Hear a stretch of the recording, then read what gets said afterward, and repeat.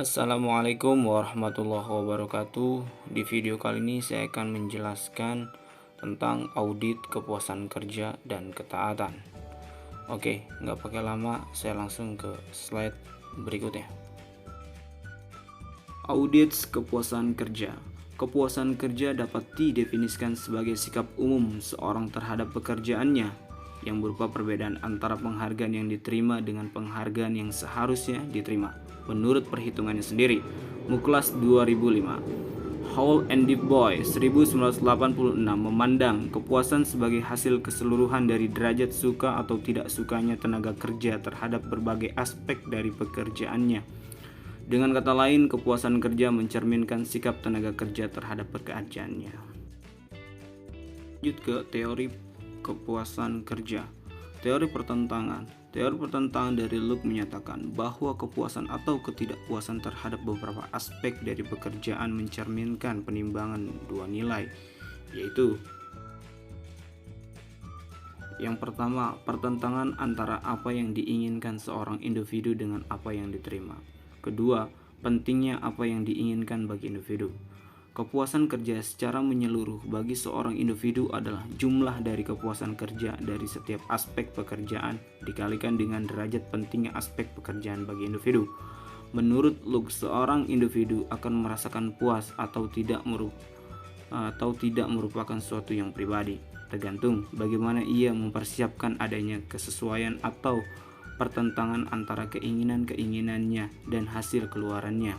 Tambah waktu libur yang akan menunjang kepuasan kerja, yang menikmati waktu luang setelah bekerja, tetapi tidak akan menunjang kepuasan bagi seorang tenaga kerja lain yang merasa waktu luangnya tidak dapat dinikmati.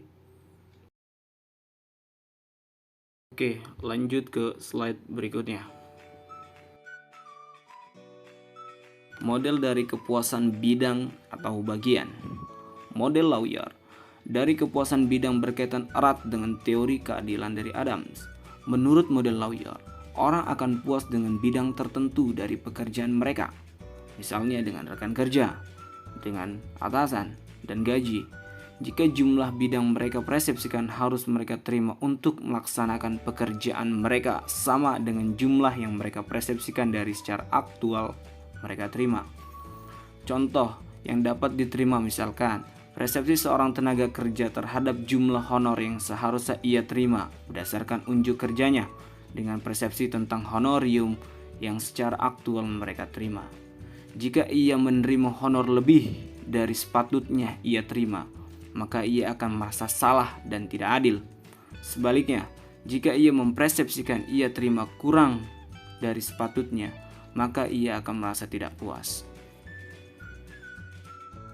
Oke, lanjut teori dari Herberg 1993. Dalam teorinya disebutkan bahwa kepuasan karyawan tergantung dua dimensi, yaitu Heigen dan motivator. Heigen tidak memotivasi karyawan akan tetapi meminimalkan ketidakpuasan karyawan. Isu Heigen di sini termasuk kebijakan perusahaan, supervisi, gaji, hubungan internal, dan kondisi kerja. Dimensi lain adalah motivator, yaitu pekerjaan itu sendiri, prestasi, pengakuan, kemungkinan berkembang, dan tanggung jawab. Jadi penting sekali dalam perusahaan ada seorang trainer untuk memotivasi karyawan dan juga meningkatkan elektabilitas perusahaan. Di sini ada faktor penentu kepuasan. Yang pertama ada prestasi dan pengakuan. Penempatan karyawan sesuai dengan talenta atau bakat yang dimiliki akan mendorong karyawan bekerja dengan baik, dan ini akan memberikan dampak positif institusi dan peningkatan produktivitas. Akan tetapi, reward system juga harus dikembangkan, mengingat karyawan juga membutuhkan pengakuan atas prestasi yang dihasilkan. Reward itu perlu dicatat agar memotivasi yang lain untuk berbuat baik dan bekerja dengan baik. Yang kedua ada tanggung jawab. Pekerja akan merasa puas bila dapat melaksanakan tugas sesuai dengan tanggung jawab yang dibebankannya, atau bahkan melebihi. Sebagai contoh, pekerja dapat memenuhi target waktu yang telah ditetapkan oleh perusahaan. Gibson 1985. Dan yang ketiga ada kemajuan dan kemungkinan berkembang.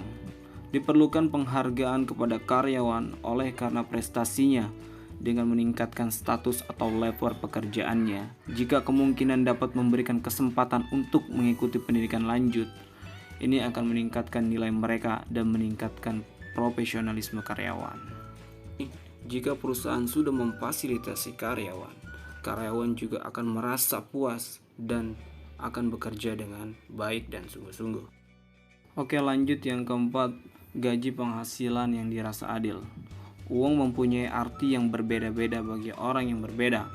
Di samping memenuhi kebutuhan tingkat rendah, makan, dan perumahan, uang dapat merupakan simbol dari capaian, keberhasilan, dan pengakuan penghargaan. Lagi pula, uang mempunyai fungsi sekunder. Jumlah gaji yang diperoleh secara nyata mewakili kebebasan untuk melakukan apa yang diinginkan dan dilakukan. Jika dianggap gaji terlalu rendah, tenaga kerja akan merasa tidak puas dan sebaliknya. Oke, lanjut ke slide berikutnya. Yang kelima ada hubungan antara karyawan. Tingkat kepuasan kerja yang paling besar dengan atasan adalah jika terjadi hubungan yang positif antara atasan dan bawahan atau hubungan horizontal antara rekan kerja. Yang keenam ada prosedur dan kebijakan perusahaan. Sistem administrasi dan kebijakan yang mudah dipahami karyawan memudahkan karyawan untuk bekerja dengan penuh tanggung jawab tanpa disertai perasaan yang tidak puas. Di sini ada cara pengungkapan ketidakpuasan. Ada 3. Yang pertama, keluar. Perilaku arahan dengan meninggalkan organisasi yang meliputi mencari posisi baru sekaligus mengundurkan diri. Jadi, kalau kita rasa tidak nyaman atau tidak puas ya kita keluar. Yang kedua ada suara. Secara aktif dan konstruktif berupaya memperbaiki kondisi yang meliputi menyarankan perbaikan, mendiskusikan masalah dengan atasan kita, berbagai bentuk kegiatan perserikatan. Yang ketiga ada kesetiaan. Secara pasif namun optimis menunggu perbaikan kondisi yang meliputi pembela organisasi dari kritikan eksternal yang mempercayai organisasi dan manajemen yang melakukan hal yang besar. Baik, mungkin itu saja yang bisa dapat saya sampaikan. Kurang lebihnya mohon maaf. Terima kasih. Wassalamualaikum warahmatullahi wabarakatuh.